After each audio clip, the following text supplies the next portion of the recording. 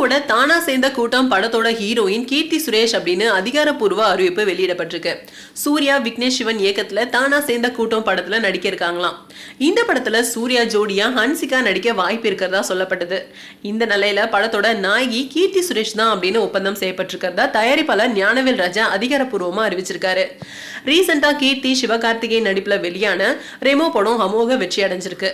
கீர்த்தி இப்போ விஜயோட பைரவா படத்துல வேற நடிச்சிட்டு இருக்காங்க. கீர்த்தியோட ஃபர்ஸ்ட் டைமா சூர்யாவோட ஜோடி சேர இருக்காங்க. அது மட்டும் இல்லாம சூர்யா இப்போ ஹரி இயக்கத்துல S3 படத்துல நடிச்சிட்டு இருக்காரு. அடுத்த மாசம் தானா சேர்ந்த கூட்டத்தோட ஷூட்டிங் ஸ்டார்ட் ஆக இருக்கும் அப்படின்னும் அந்த படத்துக்கு அனிருத் இசையமைக்கிறாரு. அது மட்டும் இல்லாம 3 மாசங்கள்ல ஷூட்டிங்கை முடிக்க பிளான் பண்ணியிருக்காங்க அப்படின்னு சொல்லப்படுது.